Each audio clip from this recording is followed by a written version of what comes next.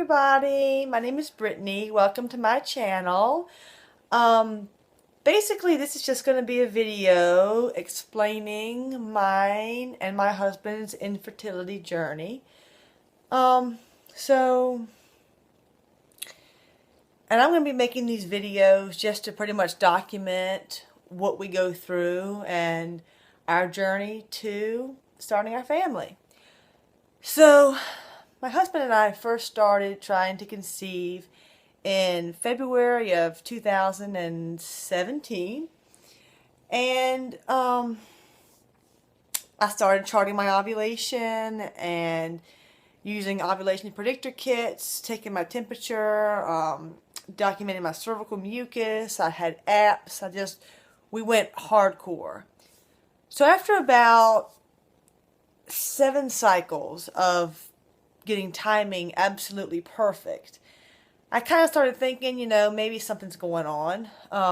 But I talked to friends and family about it, and everybody was just like, oh, just relax, it'll happen. Or, oh, it takes a year sometimes. But I don't know whether it's my instincts or what, but I really felt something was wrong. I felt like something was going on. So I made an appointment for my husband and myself to see our primary care physician. And when we went to this appointment, he had his blood drawn to just get some basic labs done, just a basic, not even really an infertility workup, just a basic workup. And his testosterone levels came back very low at only 143. So at that point, we kind of started to suspect, well, maybe if his testosterone is low, maybe he is also having a problem with his sperm count. So what I did was I purchased one of those at-home sperm tests from my local Rite Aid, and we took the test, and basically it's like $40–50, and it'll show 2 lines if your sperm count is above 20 million, and it'll show 1 line if it is below 20 million per milliliter. And a lot of people say, oh, don't use the test because it only takes into account the actual sperm count. It does not take into account morphology, which is the shape of the sperm, or motility, which is the ability of the sperm to swim towards the egg. But I said, hey, we should still do it because it'll still tell us count. So if it's positive, then at least we'll know that he has 20 million. So we did the test, and the test was negative. And to me, that's when it really started to sink in that there definitely is a problem. So at that point, we scheduled an appointment with a reproductive endocrinologist, and just recently he had a actual semen analysis done at the reproductive endocrinologist. And, we were expecting his sperm count to possibly be low, or maybe to be like 4, 5, 6 million. Well, we got a call from the doctor saying that no sperm were seen, meaning he has total azoospermia. And this was definitely a shock. It was definitely a shock to me. It was a shock to him. We didn't know what to think of it, but it really explained a lot as to why we weren't getting pregnant. So after that, the doctor said, well, let's do one more analysis to make sure that it's really azoospermia. So we did another semen analysis, and what he did was, the way he explained it was, he spun the sample down into a small pellet and checked, because apparently 20% of men who are diagnosed with azoospermia from one semen analysis, when they get this second analysis done, 20% of men, they actually do find sperm. Like, not a huge number, but maybe, 1 million or less. Well, unfortunately, he was not one of those 20%, because he still couldn't find any sperm. So at that point, we both came back to the fertility clinic, and I got checked out. And this whole time I thought that I was fine, because I had been tracking my ovulation, and I had been ovulating regularly. My cycles are very long. Sometimes I don't ovulate until day 26, 27. But I always do ovulate because I have the definite temperature shift, and I have 14 days afterwards my period starts. So I figured everything was okay with me. At least I was hoping it was. Well, he did the ultrasound on me, and apparently I have PCOS. I'm not sure how severe it is. I'm not sure. I don't really have many of the symptoms typically associated with PCOS besides irregular cycles, but apparently I had quite a few follicles. So now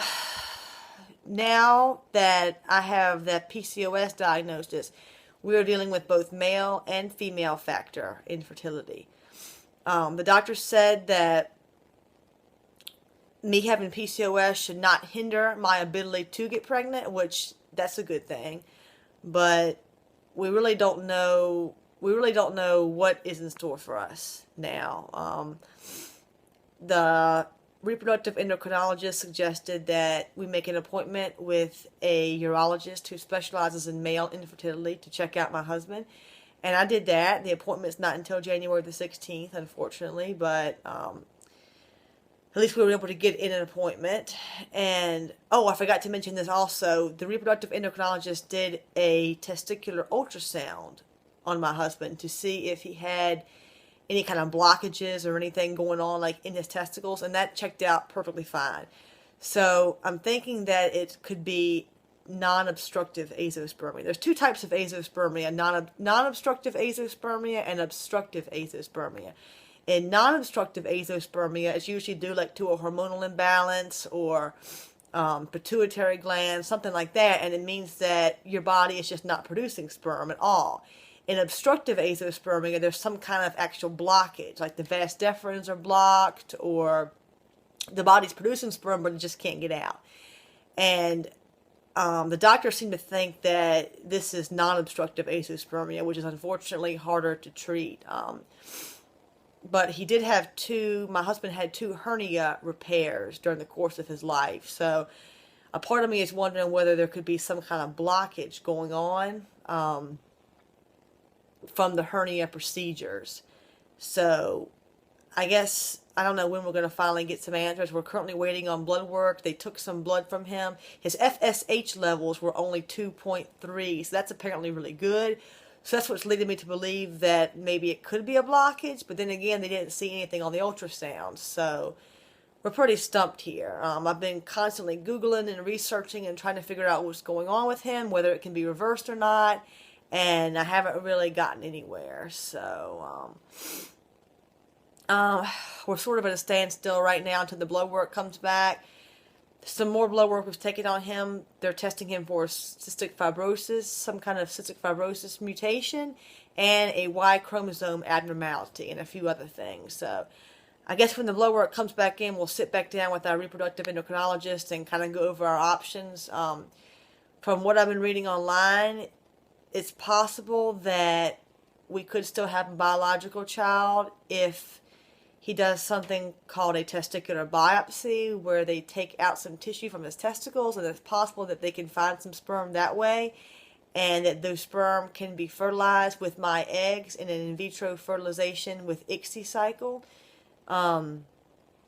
So that's one possibility, but if he's just not producing any sperm at all, or his sperm is of very bad quality, and they can't get anything from the testicular biopsy, more than likely we'll have to just go the route of IUIs with donor sperm, which is not our first choice, but if it's our only choice, it's our only choice. So we've really got a lot to think about. If you've had any experience with azoospermia, whether it be obstructive or non-obstructive, or any success stories involving anyone you know being diagnosed with azoospermia, please comment below. I'd love to hear your stories and your experiences. But please follow us on this journey. And yeah, I'll see you in my next video.